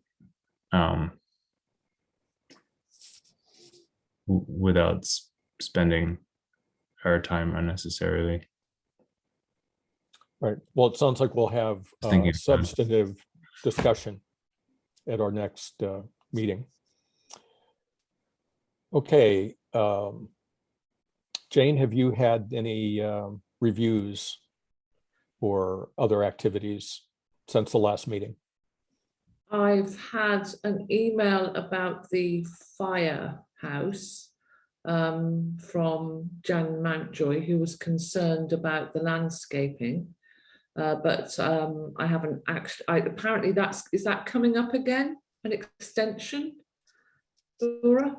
They've been working on the revision to their landscaping plan. And so I think I don't have those conditions in front of me, but it would need to be reviewed by 1 or 2 ASCC members. So we're coming up on that review. Okay, and then I do have a visit tomorrow for 207 Westridge regarding colour of the eaves and colour of the wall with Carol from planning, but I haven't physically done any of those yet. They're just pending or coming up. Okay. And should I give a report for Al? Yes, Al please. ended up reviewing 99 Hillbrook. Good, I was going to ask. So yeah, Jane and Dave weren't available for that. They'd reviewed it previously. And so the scope of the house itself is significantly reduced from what the ASCC reviewed and approved previously. And so Al was favorable on the changes to the house itself and asked for Conservation Committee to look at the planting plan. And Conservation Committee, I believe, was out last week to take a look at it. So we're waiting for their comments to come back. So that's getting closer as well. Great, thanks. And I appreciate Al stepping in. I know that both Jane and I had very tight schedules and difficulty getting to that review. So much appreciated. Yeah, it worked out good. Thanks everyone for trying to help with that one. We've been trying to help that property owner move it along. Yeah. Okay. Let's see. I met with Jim White on Friday, just 3 days ago, to get a general presentation of the Willow Commons project, which I believe will be coming to us on December 5th. Is that looking like a date for that agenda item, Laura? The potential date for that is December 13th. Oh, 13th. Yeah. Okay, great. It's not confirmed, but it looks like it definitely could happen. Okay, great. I should be away. I'm gone again for that meeting. All right. I would be here if it was the 5th, but not for the 13th. Right. And I'm not sure the 5th is even a Monday. I just pulled that date out of my head, but I think the 13th is the second Monday of December. Yes. So that'll be the first meeting in December. In any case, it was helpful to get just sort of a general overview. I think we'll get a very thorough presentation when it comes to us. And I'm looking forward to that. Nothing else really to report about that. And it seems to me, Laura, that I can't remember if this was after the last meeting or before it, but Carol had some minor changes. Perhaps there were lighting changes to an application that is coming through with a number of relatively modest changes. Do you recall which one that is? I'm sorry, I don't remember that one. Okay. It was a project that I think we approved back in 2018, if I recall correctly. So it's now, I think, nearing completion, and they're trying to align the actual project with the approval. All right. Any other commissioner reports? Great. I'll open this item for any public comment if there's anybody out there that would like to address us. I do not see any hands up. Okay, I'll close item 3 on the agenda and go to item 4, staff report. I understand we have an update on SB 9. Yeah, I wanted to make sure the commissioners are familiar with this. It's an important topic for the community. So I'll just give you a very brief outline. And then if you want to watch the Zoom recording from the council meeting, you may wish to do that, as I think a lot of people in the community are talking about it and interested in it. So I'm going to talk specifically about SB 9. There's another bill passed at the same time, SB 10. And SB 10 is something that city councils can opt into. And so our council is not going to opt into it. So I'm not going to talk about it any further. So we do not expect it to apply for us in the community. So for SB 9, so it was discussed at the October 13th council meeting. The Zoom link and the staff report were included for you to take a look at. The Zoom link includes a staff presentation that wasn't in the written report as we were still developing it. So if you're interested, that you'll see something different in the Zoom link that I'll give you a brief overview of. So importantly, for this commission, SB 9 changes discretionary review and basically creates a scenario where people can build 1 or 2 units without discretionary review, like what the ASCC does now for all of its projects. And so we have some thoughts about how to address that, but that's a major consideration for the community. It also allows lot splits in places where they otherwise would not have been allowed, with some restrictions, but it allows lot splits in many places where they would not be permitted by our local code. And then you're allowed to develop 2 units on each of those lots. So in a place where there's 1 single family home today, you could potentially have 4 units if someone built a lot split and 2 units on each of them. It generally allows an additional housing unit on most single family lots. So there are some exceptions, but the exceptions are drawn, written kind of differently than ADU law, for example, and some other elements of the state law that we've been dealing with recently.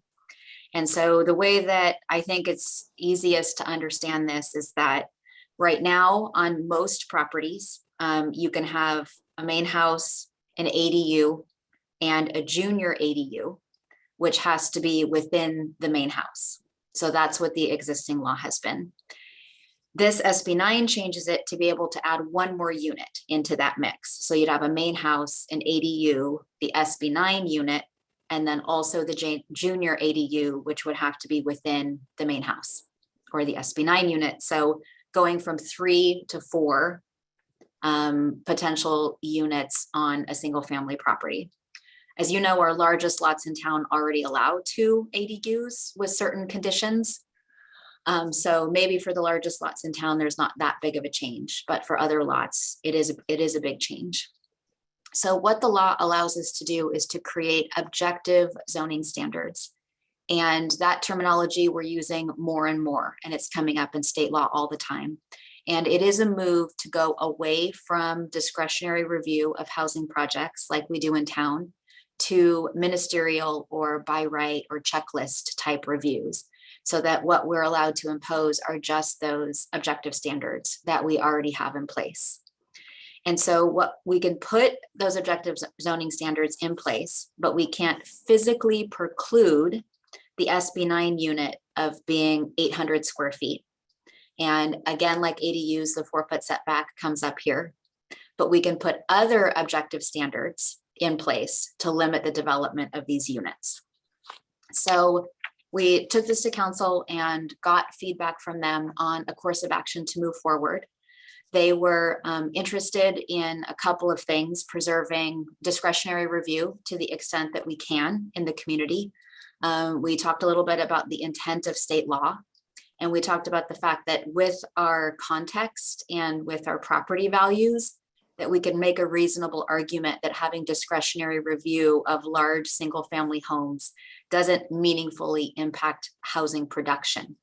So we're not, making the housing crisis worse by doing discretionary review of individual single-family homes.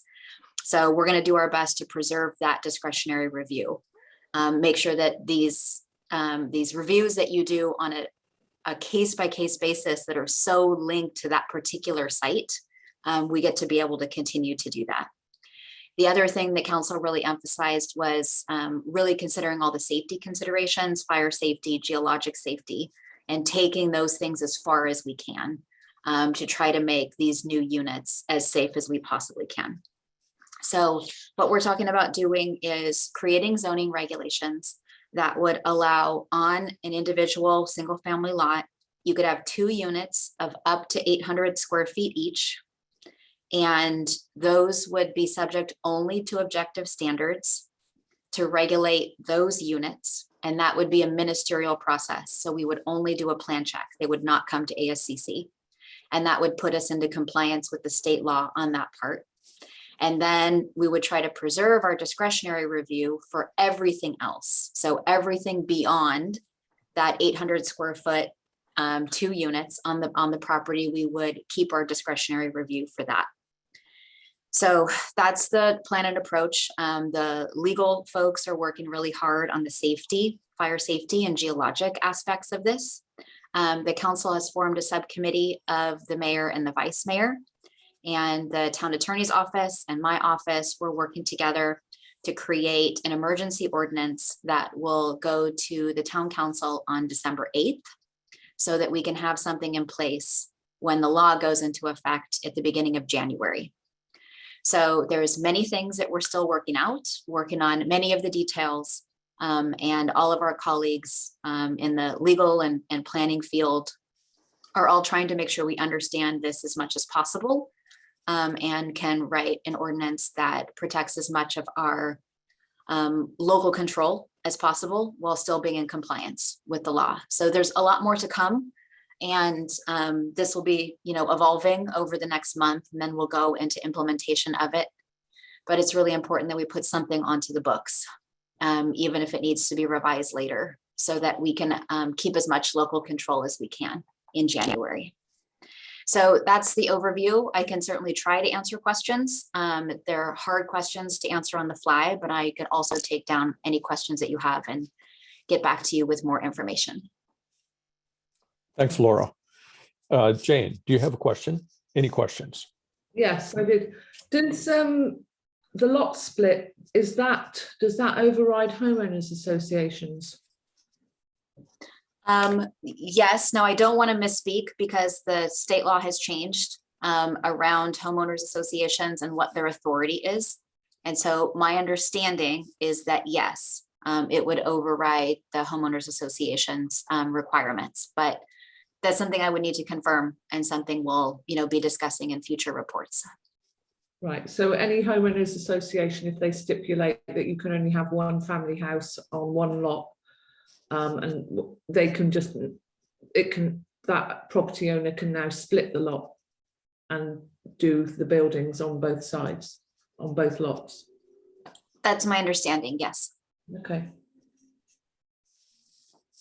Thank you.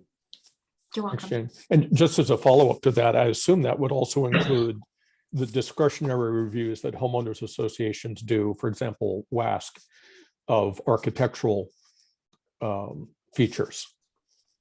So it sounds like this would preclude, SB 9 precludes discretionary review by public agencies. Does it that also apply to private entities reviews? I don't know how it has changed the process. So I know that the legislature has tried to go in the direction of reducing some of the HOA authority, because then the HOAs would just say, we can't do that. And then the thought was, then everyone will just form an HOA in order to get out of all the state laws. So I know that the legislature has been moving in that direction on numerous bills, but I don't know for sure in this case how it will affect their procedure. I suspect, though I'm not sure, as long as they don't physically stop the project from happening, that they'll be able to have their own standards that they can apply. Same kind of logic as us, as long as they don't physically preclude that project from going forward. Mhm. Okay, thanks. Megan, do you have any questions for Laura? No, this is just gonna be a big one. Yeah. It's a big deal. Yeah. Kenny, any questions? No questions for me. Right.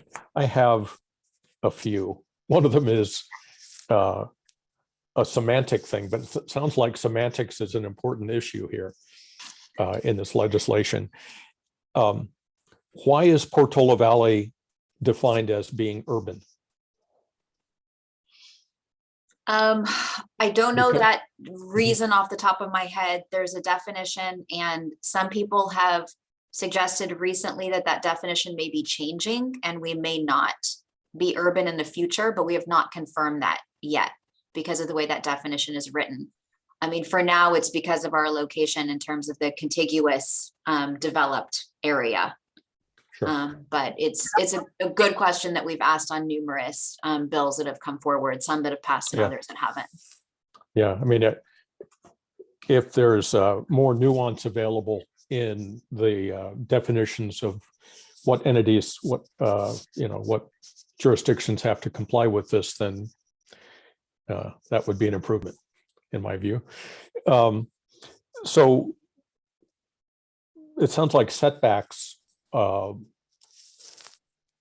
not allowed to be an objective standard, increasing anything over 4 feet. But what about daylight plane?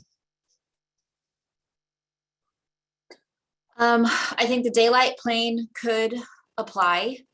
I suspect that the objective standards that we ultimately write will restrict this to a 1-story building. So this 2-story daylight plane requirement that we have in the smaller zoning districts would be moot because we'd be limiting it to a 1-story building. Sure. Now, maybe the daylight plane requirements in the zoning code could be revisited because a maximum height 1-story structure 4 feet from a property line is certainly going to have daylight plane implications. Yeah, my initial thinking is to draft it like the ADU ordinance that we have now and limit it to the same height limit so that we would have consistency at the 4-foot setbacks. You'd be limited to the 16-foot height, Right. maximum. Both ways we measure height would both be limited to 16. So let me think some more about that daylight plane question. That's a good one. Okay. And my last question is about enforcement. Is this, is it contemplated to be enforced by a property developer, homeowner, or any entity who's believes that the application process they're going through doesn't comply with state law? Or is there some other mechanism for some entity to, say, review the town's ordinances and force changes? I think it could come in the form of an applicant that disagrees with our interpretation, or it could come in the form of housing advocates that have been monitoring local ordinances to implement state law. And so we could receive communications that way as well. Okay. And it would be through the civil court system, I assume. If somebody, I mean, one hopes it never goes there, but that's the actual mechanism to, if someone wanted to, if there was a disagreement that couldn't be resolved, it would proceed through the courts. That is my guess also, but I haven't specifically talked to the town attorney about it, so I couldn't say for sure. Okay, great. Well, thanks for taking a shot at the questions. Yes. I just have one more question. So you said enforcement, and I immediately went to, is there some type of like a deed restriction that makes this unit become a rental unit? Or, So there's a couple of different things that are in the law. A lot of the intent of this was to try to have property owners continue to live in the properties when they were forming the legislation, especially for the lot splits, that the owner would live in one or the other. And so different things were happening as the bill was being finalized. But right now, the way it's written is that they have to sign an affidavit that they're going to live in a unit, but just 3 years from the time of the lot split. And so people think from a practical point of view, that's not going to have very much impact because they're just promising to say, I intend to live in it. People are talking about whether there could be different types of deed restrictions in place for different things. So one of them may be ownership, of saying that the owner should live on the property, one or the other properties, one or the other units. Some of those things are prohibited by the law. Some of them may be optional. There's also, we've heard that there may be communities that are requiring, if there's either a lot split or a second unit, for one of those to be deed restricted for moderate income households, to use it to create affordable housing. So that is one of the ideas that's floating around out there that we're looking into right now to see if that may be something, that could benefit the community to create. If we're going to have this, then let's have affordable housing instead of having just more market rate housing that's not consistent with the town's normal zoning. more home gyms or more home offices or, Right. More of those kind of ancillary uses. Yeah. So these are all ideas are still coming in, as everyone is trying to urgently write these ordinances. So much more is to come on this, but I wanted you to all to be aware of it. Great. Well, thanks. And I'm sure we're looking forward to updates as the process unfolds. And it would be great from my point of view if somehow this could be integrated with affordable housing requirements as well. It seems like there would be a natural fit there. Both sets of ordinances kind of address the housing needs for people who wouldn't necessarily be able to afford a single family home in Portola Valley. People who work locally and cut down on commute traffic if they're nearby instead of having to drive in from Hayward or somewhere. Yeah. In any event, thanks for that discussion. In case there is any member of the public who would like to address us on this item, I'll open public comments. I do not see any hands up for that. Okay. I'll close the item and we'll go to the minutes of our last meeting of October 11th. Has anybody reviewed them and found any corrections they'd like to make? Apart from our member of the public, that was very helpful, getting some questions there, some corrections. Does anyone else have corrections? I didn't have any. and I will be abstaining as I was doing college tours with my daughter. Oh, well, then we will not be taking action on this item. I'll be abstaining also because I was taking a Mexico tour. I was busy at the beach. Yeah. Right. So I was not able to attend that meeting. We'll leave it till Al's here next time. Yes, I think we'll have to defer action on this item until our next meeting, Laura. Okay. We do have one hand up. I don't know if we want to take those comments. I Sure. think that'd be a good idea, even if we're not going to take Oh, yeah. action. It's the Yeah. phone number ending in 7562. Great. Please go ahead, 7562.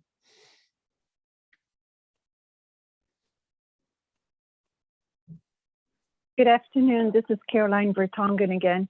Hello, Caroline. So I hope this is not interrupting anything, but I'm using my phone and my computer to be able to speak.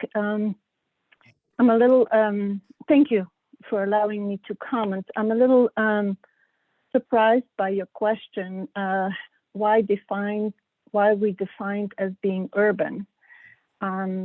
I think it's very clear through the general plan, we're rural.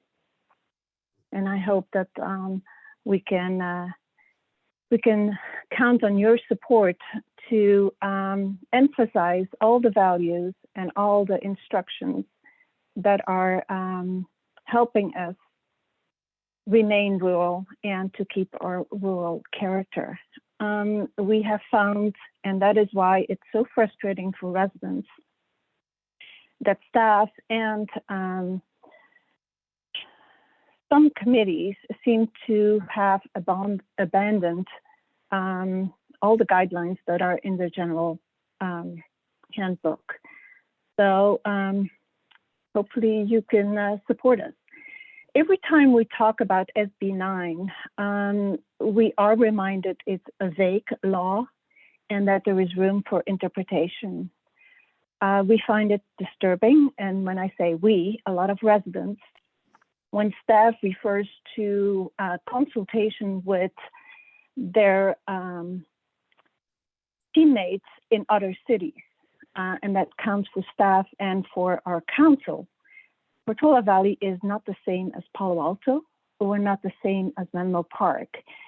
And I think that you as commissioners understand that, and that I hope that we can count on you for enforcing that, because you will have a voice to express that. So basically that's what I wanted to emphasize. And yes, there are some questions about the minutes of last time. For instance, the septic issue, and it was either septic infrastructure that was allowed for the Neely property, or whether it was connection to the sewer system. That's still unclear, and I don't know if the ASCC will handle this, or if I have to contact the Planning Commission or the Planning Department to get that answered. Thank you. Thank you for your comments, Caroline.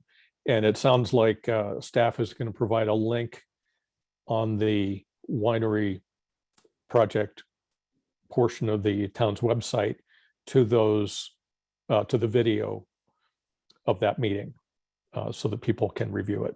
And through the chair, I looked and the video is posted. Oh, okay, The great. video from the ASCC meeting is there. The Planning Commission meeting isn't there yet, but the ASCC meeting is there. And they did connect to the sewer. They weren't originally going to, but the Neelys did. So I could just answer that question off the top of my head.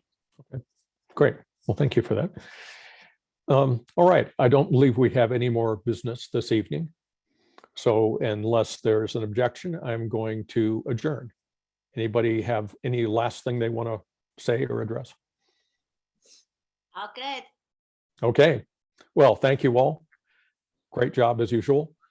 And welcome, Ralph. He's probably gone by now. I hope he is, but He's gone, but I'll tell him. Yeah. Thank Ralph for a good presentation. We look forward to seeing him some more. Great. Thank you very much. All right. Good Have night, a good everybody. night. Bye. Good night. Night.